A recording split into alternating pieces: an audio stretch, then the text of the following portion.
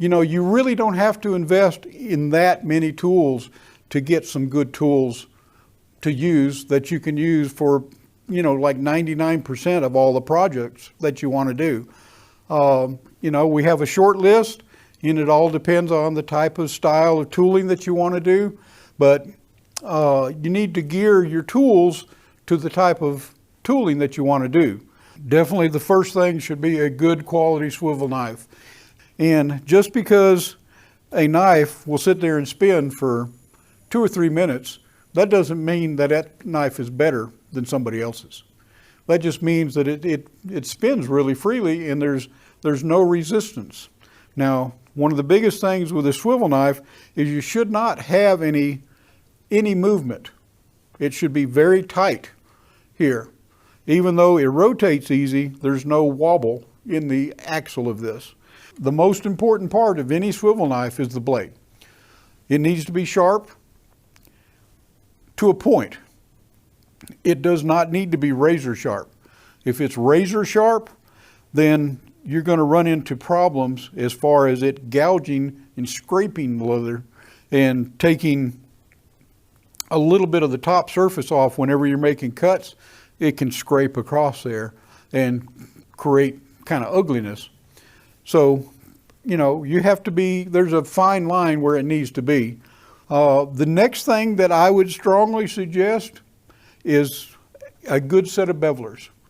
With bevelers, again, the beveler should be fairly flat from side to side, at least half of the width of whatever that beveler is. If it's 2 inches wide, you want a good 1.5 inches that is flat. This one here is like 9/16, but it's basically flat from there to there with just the edges rounded over just a little bit. And it leaves no divots. As I'm using it, I can just run right on down the line and I don't have to worry about this creating divots. Where this particular style here, with it being rounded so much like that, there's really almost no way to create a bevel line without creating divots in it.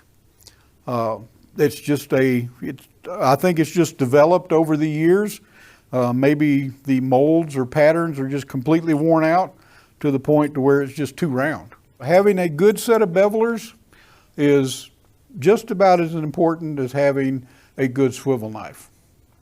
So, with a good swivel knife and some good bevelers, your projects will be so much better from there because of that.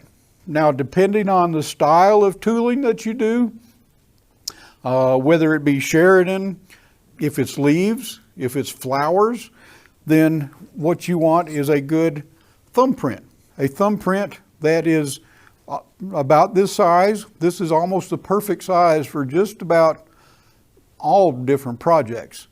I would say after getting a good thumbprint is getting some good regular pear shaders, things that are shaped kind of like this, which is, that's more like a pear shader there.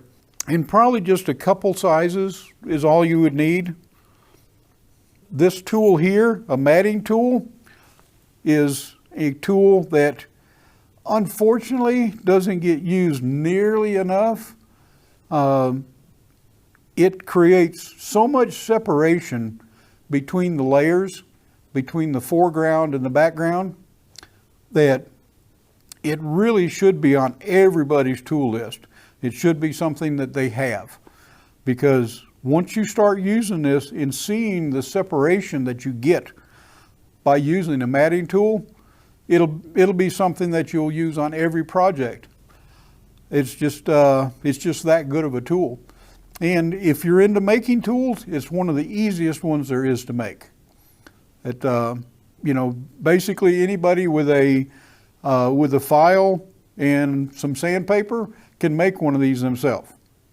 Easy enough. It's just made out of a bolt, and you just take the bolt and you leave one of the flat sides on there and just ground the other 5 sides around, just round, shape it with a file.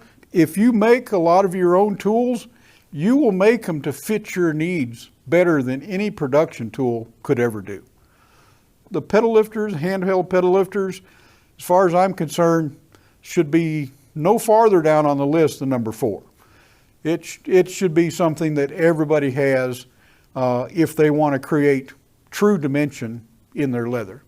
If you're really wanting to get into leather, you're going to spend probably in the neighborhood of about $500 to get some good basic tools on hand that will do 99% of whatever you want to do. You know, a good maul will run you $100. You know, a good swivel knife will run you $100. You know, some of the other tools like, you know, commercial matting tools or textured matting tools, it's probably going to be in the neighborhood of 40 to 50 bucks a piece. So it adds up pretty quick. You know, once you figure out that it's something that you want to do, then invest in the good tools. It really does help. It's not going to make you better, but it makes what you do easier. So, and the easier it is for you to do something, the more inspired you're going to do, the more you're going to get into creating things better, smoother, you'll practice more, and over time you will get better. You know, the old saying of, you know, practice makes perfect, that's not the real saying. Practice makes opportunity for you to get better. That's what the real saying is. So that's what we're looking for, is for you to get started and start getting better.